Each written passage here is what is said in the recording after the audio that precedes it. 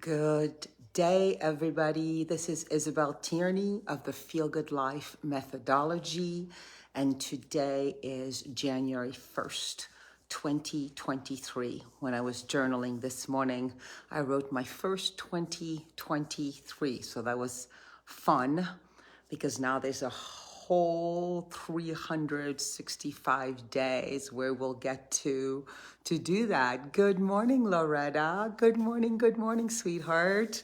I'm so happy that you are here. How are you feeling this morning on a 1 to 10? I want to welcome everybody as you all come in and check in with yourselves and just check in. On a 1, you're like constricted and stressed out and irritated or maybe depressed and or numb, all the way to a 10 where you feel open and spacious and maybe feeling lots and lots of feelings, but feeling them openly, right? Check in with yourself and share as you come in.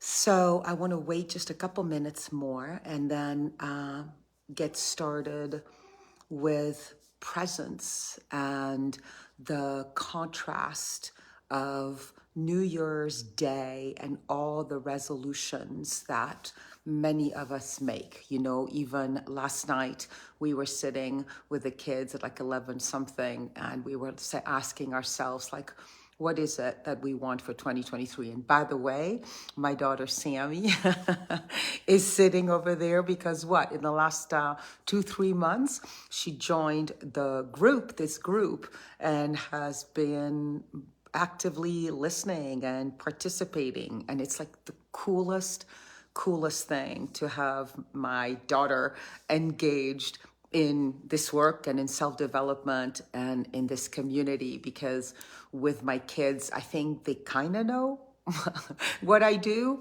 but I think it was one of the first times that Sammy got to see what I actually do. So I want to check in. Good morning, Melly. Good morning as you're coming in. So I know that a lot of people wrote that they were going to be on, so that's the only reason that I'm waiting a couple more minutes. But let's talk about New Year's and what I was saying about what shows up for many of us. And for many of us, New Year's is a time where we are committing to something, right? To an intention. And yesterday, I really had, one might call it a spiritual crisis, where I really wondered about this planet, and that we come into this planet and with given a whole wide range of emotions, of impulses, of thoughts, right? We can have judgmental thoughts and critical thoughts, and we can feel loving thoughts, and we can feel anxiety and love and hate, and we can be impulsive or we can be choiceful. Like, we are just these wide ranging human beings. Good morning, Joanne. And then it seems like we spend a lifetime trying to wrangle to not act upon these habits and not feel these emotions and maybe not think these thoughts. And I got really, really pissed yesterday. From time to time, I have these like spiritual kind of like crises where I get really curious to know like, what are we here for? And why would we be given this wide range of possibilities about who we can be, only to then spend a lifetime trying to be only some of it, right? Like, I shouldn't overeat, I shouldn't overdrink. And so when you think about New Year's resolutions, it's all about, I want to feel more happy. I want to feel more fulfilled. I want to feel more purposeful. I want to have a great relationship. I want to fall in love. Like, it's always something away, it seems like, more of or maybe less of than who we are today. Is anybody, are you relating to that? Like there's this sense like, and like this year, right? Like this year, I'm going to feel good. This year, I'm going to finally have, I'm just really surprised right now. Hold on a second. Can you do me a favor, guys? Can you tell me, am I in the Stress Less, Thrive More group?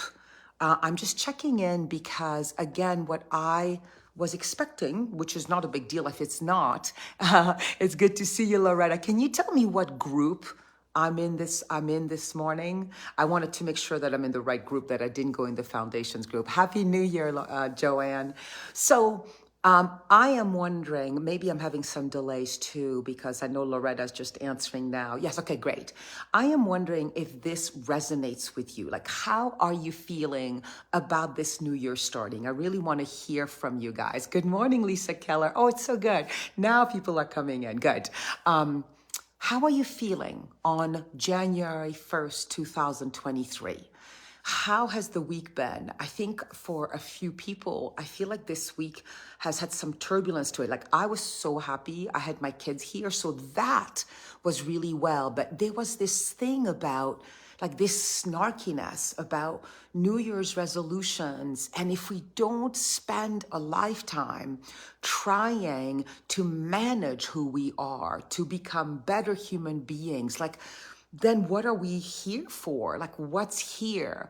And what I realize is that the absolute truest thing that I could be is to be present, right? To be present to what is happening right now and to honor whatever is happening right now, including my snarkiness about, gosh, like now this whole year we want to feel better and be less bad, right? Like I'm going to exercise because I haven't exercised in so long. Like it's so weird because we talk about the Catholics and original sin, right? That people are born with original sin. And it was just so interesting yesterday to be like, but wait a minute, aren't all spiritual traditions saying the same, right? Aren't all spiritual traditions saying, well, you have this ego and you have to do better than this ego and you have to find this higher self, and God is the still small voice, so you really can't hear it because you can hear only the parts of you that are reactive and impulsive. It's so weird. It's like yesterday, I mean, this might or might not interest you, so let me know if this resonates at all with you, but it's like, I don't know if you ever have these things. It's like, why be given all these emotions and these negative thoughts and all those things and these habits and making, certain habits feel so good even though they're bad for you, if then we're supposed to not choose them, if we're supposed to be kind of battling ourselves. Do you guys know what the heck I'm talking about? And maybe this is not where you are. This is why I made the title of this live be present with all of who you are. What is present for you right now in this moment? Because in the end, that's all that we can do, right? That's all that we can do, right? I can be the part of me that shares with you this spiritual crisis I went through. I can have a part of me saying, oof, I'm supposed to be a spiritual teacher. I hope that they resonate or are good with my sharing these moments where I just don't really understand this human planet, and we're here to learn lessons. I'm like, it's just so strange. If we're capable of being unconditional love, why wouldn't we come on this planet and be unconditional love? So, it's like sometimes I think it's important.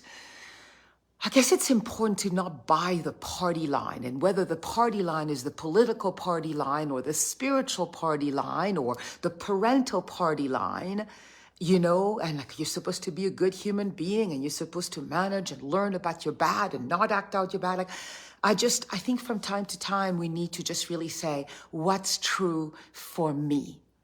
Like, what's true for me? And then choose to take action from that place. Loretta says, instead of making resolutions and pile on the pressure from the start of the new year, I have decided to just be as open as I possibly can, keep being curious and accept joy as it comes. Yeah, thank you, Loretta. Right? Being open, and the trigger that I got yesterday as I was listening to Michael Singer in The Untethered Soul. And he has this beautiful 6-week course that I bought. But I got so triggered by him, even though he's my favorite spiritual teacher, because he's talking about the ego, which he calls the roommate. And he's talking about the ego and the judging and the criticizing, and the fighting against reality, which is what the ego does, right? I also call it the great commentator. And he's literally shaming it in the way he's talking about it. He's like, can you believe how stupid it is to be fighting against reality when reality has taken 3.8 billion years and this little thing in here, this little one human being is fighting against that and judging that and wishing it to be different. And that's really what triggered me yesterday. I was like, but we were given that. I didn't come in as a baby and be like, I'm going to buy an ego, because if I buy an ego, that's like the thing that I want. And then I'm going to spend a lifetime trying to get rid of my ego. And it was so interesting to see when I started looking at spiritual teachings, how often they're actually telling us that there is something wrong with us, right? We're not spiritual enough. We're not choiceful enough. We're not this enough. We're not happy enough. Peace is underneath, right? Like the still small voice. Like God is the still small voice. Like, why can't God be the loud voice? Like, why make it so difficult? And some teachers call it's a game that God is playing. And yeah, let me check how this is landing with you. And again, this isn't necessarily, you don't have to agree or disagree with me or whatever it is. I think that part of my invitation for you this year is to really check in with what the beliefs are about yourself, about life, that you have taken from authorities that you may or may not still resonate with. And so when we listen to beliefs from authorities that tell us who we should be, right? More spiritual, more evolved, kinder, more loving, more peaceful. It's like we spend our lives like always feeling like we're not quite good enough, right? That's what New Year's resolutions are about. Like where we're at is not quite good enough. I need to be more happy. I need to be more peaceful, more personal. And listen, let me hold a paradox for a moment. That is fabulous, right? If there are things that we can do to feel more good, fabulous. But where is that coming from inside of you? Is it coming from a place of like, ooh, there's something not enough, right? And so you're always trying to be enough. And how has it worked for you? Do you ever get the point to where you are enough, where you feel happy enough? And how do you know? How do you know that? Or do you want to bring curiosity to this year and how to live your life in a way that feels resonant to you, where you come in fully present as all of who you are? Like, who is all of who you are? It's 100% what you need today. Well, thank you for saying that. My couch is present and in this moment. Yeah, I think that yesterday what I felt the grief about, and that's still present here as I talk to you guys and connect with you guys today, is just this sense of always not being quite whole. Always thinking, if I just listen to this one more teacher, if I read this one more book, if I meditate a little more, if I'm just kinder, if I just make sure not to eat that extra slice of bread or ice cream, like that I will finally feel what's been promised to me in pretty much every spiritual and religious tradition. Like always, it's always like a millimeter ahead. Harmony, Lisa says her word of the year is like harmony with what is, including when we are fighting what is. Like can we really be curious about all of our parts? And can we just think, well, I was given all those parts.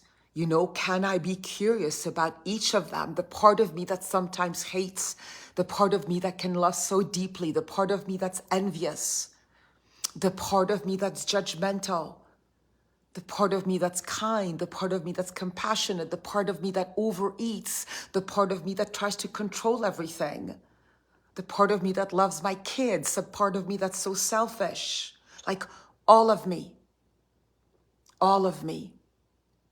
And I can have preference about parts of me, but can I be as wide as an ocean in accepting all of me and not always wanting to be different, but just resting in exactly who I am in this present moment without stories of how I should be different. And if a story of how I should be different shows up, well, that's another thing that's showing up.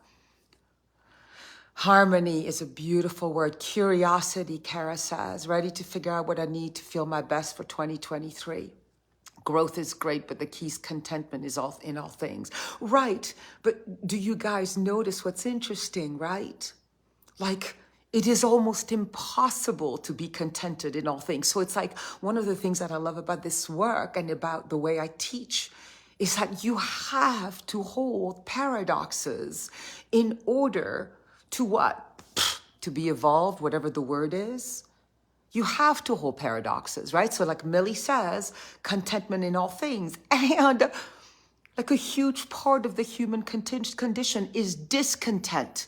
And this discontent, right, then goes to what Kara is talking about. I want to feel my best in 2023 because maybe we haven't felt our best in 2022. So this malcontent, this discontent moves us forward, makes us maybe become kinder, more human and loving, more human beings. But this discontent also keeps us also always oriented towards the past and the future. Right? Because we got to look at what was in the past. Was I happy enough? Was I kind enough? Was I controlling enough? Was I loving enough? Was I patient enough? Was I compassionate enough? And now I'm going to practice being more of the things that I was not enough of. So how do we balance like the acceptance, the unconditional acceptance of who we are with the part of us that will never, ever, ever, ever, ever truly be satisfied for more than short periods of time? It will always, I think, I hypothesize that as a human being, discontent, malcontent is a part of this condition. And that's the part that yesterday I was so freaking irritated about. Like, you know, we talk about living heaven on earth, right? Like that's our longing for so many of us. Why isn't it here? Why were we given the task of trying to find heaven on earth? You know, the heaven on earth is like right beneath the surface, right? God is like right underneath the clouds of the human self. What?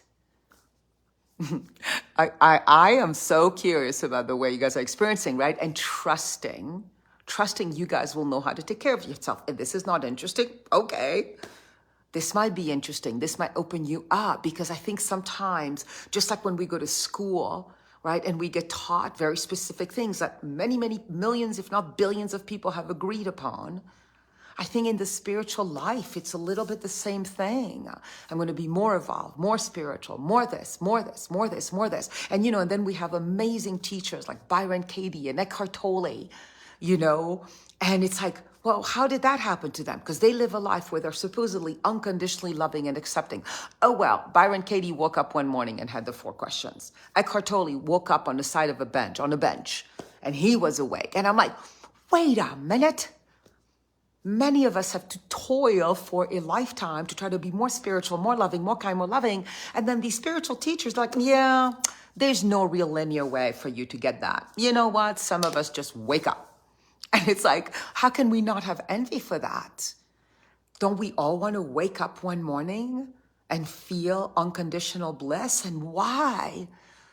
Why wouldn't that be what's possible for each and every one of us? Every year, says Sherry, we make a resolution to change ourselves. Oh, that's so beautiful. This year, make a resolution to be ourselves.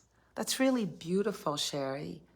And being ourselves, right? This is what I always teach, does not mean you're irresponsible with yourself. It doesn't mean you go around hurting others because you're like, hey, just be, it's like my kids sometimes will be like, no offense, mom, but, right? It's like, and then you're going to get offended. Like, it doesn't mean us being our full selves that we're going to be irresponsible with it. But maybe we can take a breath and maybe we can exhale. And maybe we can bring passionate and immense curiosity about all that we were given, our reactive selves, our impulsive selves, our jealous selves, our loving selves, our sad selves, our compassionate selves, like the whole range, and not try maybe for a minute or a day or a month or a year to constantly try to wrangle that. I think of like herding cats, to constantly try to be herding. Am I okay? Is this okay? Am I okay? Is this okay? Can I be kind of, I get it. I get it. Again, holding the paradox. I get it. Hi, Stacy. You love these perfectly timed words. Say more. Like, who is resonating with this? I don't want to live my whole life in an eternal search of a better self. Whew, I can feel that. Can you guys feel that? Let's close our eyes. Let's close our eyes. And notice what is happening as you hear my words, as you have your own experience of my words. Maybe you enter this new year so motivated and excited to expand into more joy and peace and love, and expanding and taking good care of yourself, and that it's going to feel so good. It's like you can taste it, you can smell it, you can see it, you can feel it. A joyous, expanded, bright self, where there's so much more room for life force, for God to move through you and brighten you up and lighten you up. There's more space because you are choosing to be less constricted, more open, more undefended.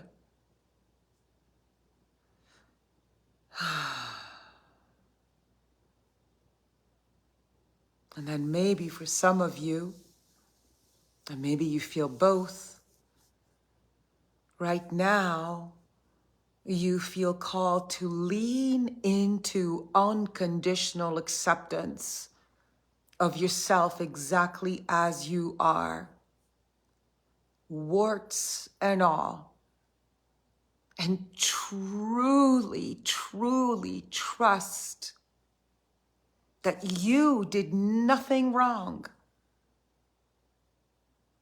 to have these parts of you, these parts that we call less pretty, these parts that are maybe hurtful to yourself or another. You didn't do this. You were given this as you were given all the pretty parts. And maybe you can give yourself a moment, a week, a month, a year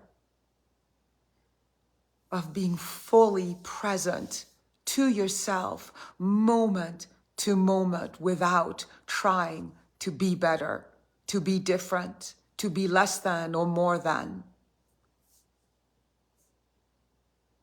Just you right now. What are you noticing? I notice a very vulnerable heart. I notice almost tears rising.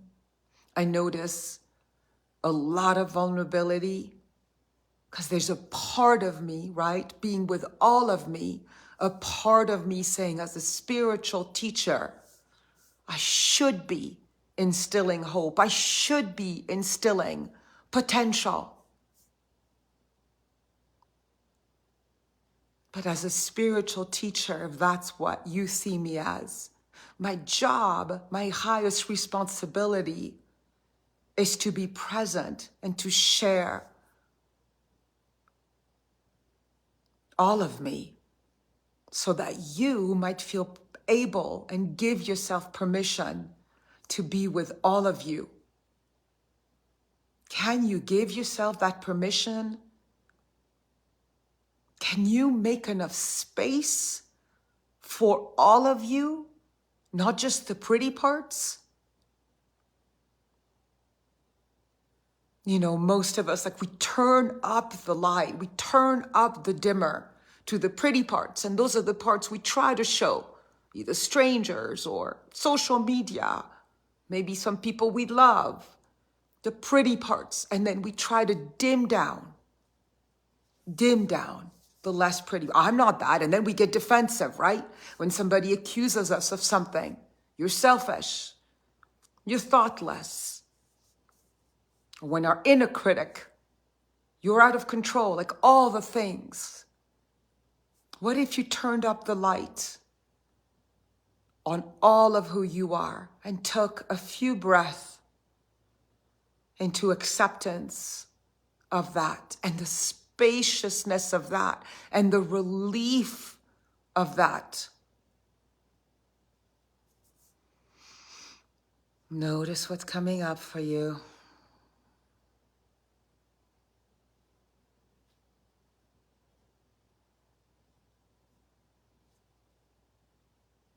So many of us grew up in households that try to cut out, to teach us to cut out the parts of us that did not match what our caregivers thought was good.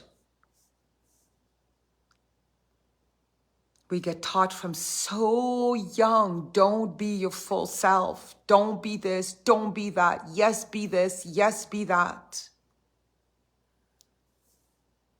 Can you change that in this moment? Can you turn on the lights to all of your parts and welcome them all? Stop hiding, stop rejecting, stop criticizing, stop blaming, stop judging.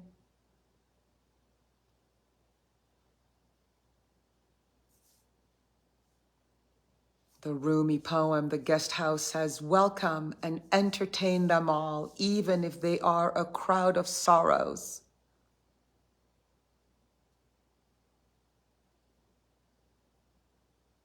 Welcome and entertain all your parts in this moment. The parts of you that might be tired of always trying to be better.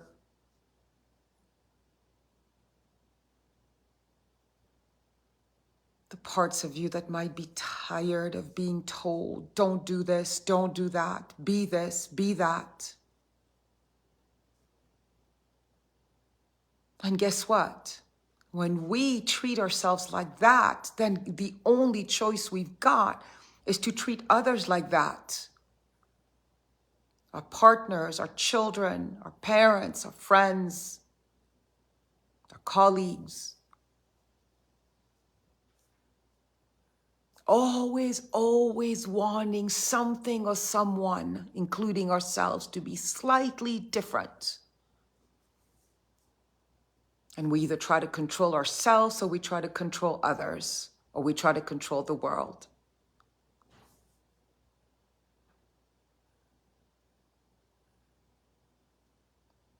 Notice what's happening with your breath. How wide and deep can you have your breath become right now?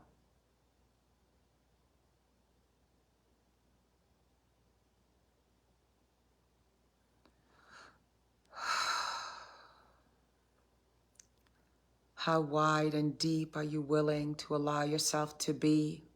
Maybe the stuff you don't even tell yourself. You don't even want to know about yourself, about what you're capable in the greatest of ways and in the worst of ways. Like, what are the edges of you that maybe you don't give yourself permission to see and to know. When I went to my healing school, many of you know this sentence. Barbara Brennan used to say, you haven't fully done your work until you've owned the Hitler inside of you. And then I always add, and you haven't fully done your work until you've owned the Mother Teresa inside of you.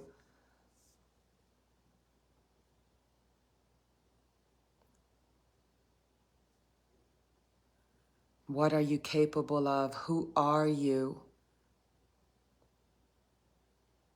When you don't try to be who you were told you should be, who are you?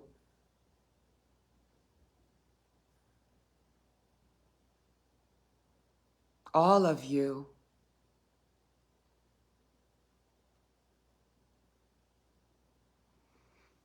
Give it space with your breath. Let yourself feel the relief of not trying to be someone else, not trying to be different.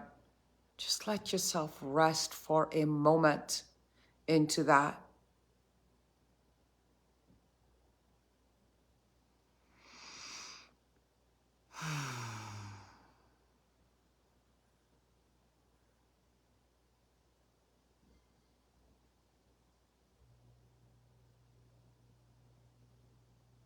So when we're going to open our eyes, I would like to invite you to share with us, whether you're live or replay, a part of you that you're choosing to welcome today in this moment. And maybe that's one of the brightest, most loving parts of you that people might not even know, you don't even acknowledge in yourself. Or maybe that's one of the darkest parts of you that you defend against and try to make sure nobody sees. And I want you to write, if it feels good to you, I welcome, and then write what that part of you is. So let the answer come with your eyes still closed. And it could be that you say, I welcome all of me. And then opening our eyes.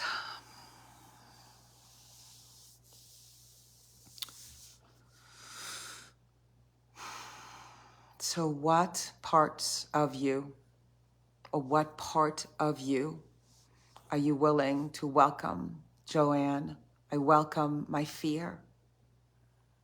Thank you.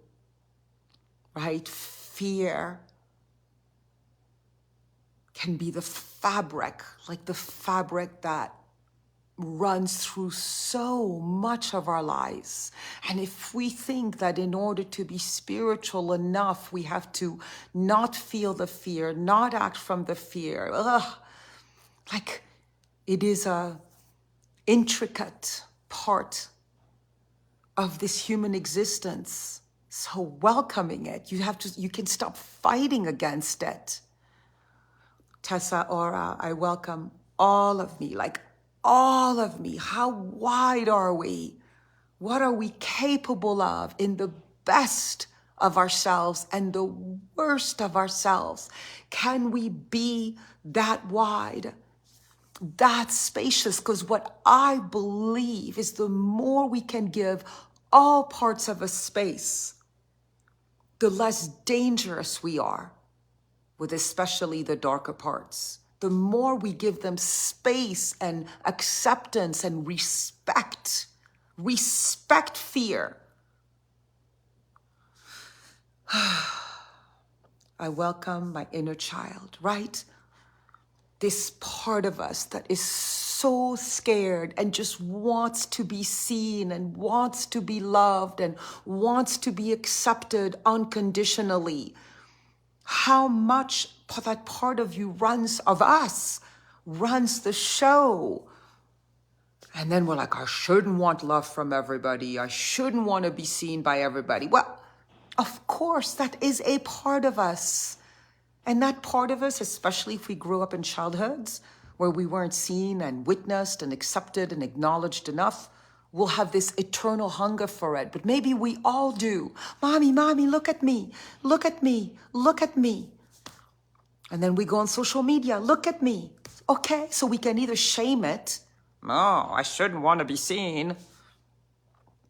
Or we can be like, oh yeah, there's a part of me that will always just want to be seen and recognized and valued and loved. Doesn't mean that it works out. Doesn't mean she's going to get her way or he's going to get her way. It just means like, here it is. Can I not judge that part of me?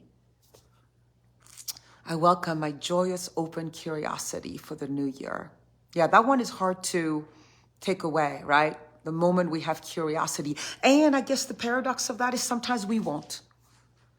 Sometimes we won't have curiosity. Sometimes we'll just be stuck in our ways of thinking the way things are supposed to be, and we won't be curious that something else is possible. Can we welcome that too? Stacy, I welcome the part of me that was again reminded that shares my whole story, even the shadows, as a healer and teacher. Right.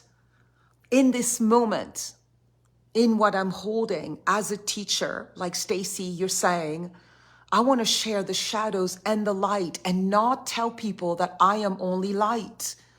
I do a disservice to myself because then I've got to hide the shadows even from me. I'm not going to speak about that. But then I do the worst of all disservice to you, because then you're going to think you should not have shadows, that if you're spiritual enough and evolved enough, you won't have shadows. No, be all of you. And if you feel called to it, like Stacy, share all of you responsibly. Sherry, I welcome the weakest part of me, letting it know I'm there to support it. Yes. I also welcome, Stacy says, the sadness and darkness rather than pushing it aside. I mean, that's the thing. When we feel sad, when we feel dark, when we feel lonely, and then it's like, we think we're the only ones. And it's not about being a victim, and it's not about choosing to like bathe in it for days. It's about acknowledging it in the moment when it arises. Like, oh, I feel so anxious right now. Can I give it space? Sammy and I were talking about that. Sammy sitting across the way, my daughter, yesterday, like giving anxiety or uncomfortable emotions space, not trying to move them and to get rid of them right away. Like, wow. Millie, I welcome what gets reflected back to me from the most difficult relationships. That's a good one. Right, Undefended. One of my favorite spiritual books is called The Undefended Self. I know many of you have heard me talk about it. The undefended self, can you imagine? And undefended, that even sometimes we're defended, right? This is the paradox. Anytime we try to be one thing, I'm going to be undefended, I'm going to be loving, I'm going to be compassionate, I'm going to be healthy. Like, there's so much more to us than this linear stuff. I promise you I will never be 100% undefended.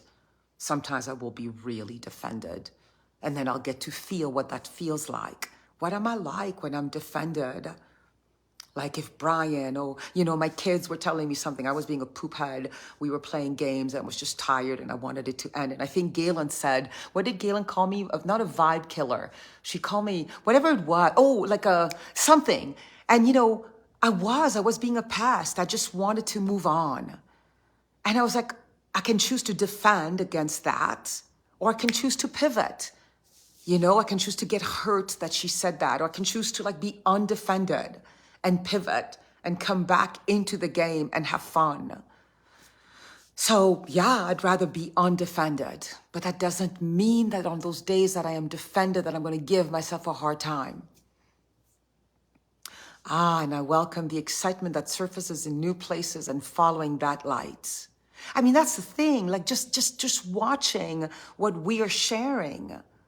Do you see how much more rich that is? At least for me right now, then I'm going to be more happy. I'm going to be more peaceful. I'm going to take better care of myself. Like, that's all good. I am not dissing that. But we are so much more than this person that's always trying to be better than this very moment. Than this person that's always trying to be a little more perfect, a little more spiritual, a little more evolved, a little more healthy, a little... Again, what I get confused about, if that's indeed what this lifetime is about, then why the hell were we given the darkness? Why the hell were we given this other stuff? Was it really to get rid of it? To spend a lifetime trying to get rid of it? It just seems so crazy. Like, here, let me give you chocolate, then I'm going to take it away. What? Yes, for me, it helps define what I am feeling. Yeah.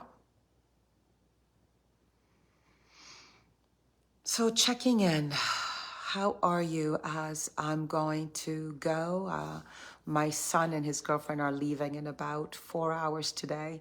So we're going to hang out one more time as a family, right? So noticing that even as I share that, right, if I'm just present to that, I have a wave of grief because I have a preference, I have an attachment to being with my kids all together.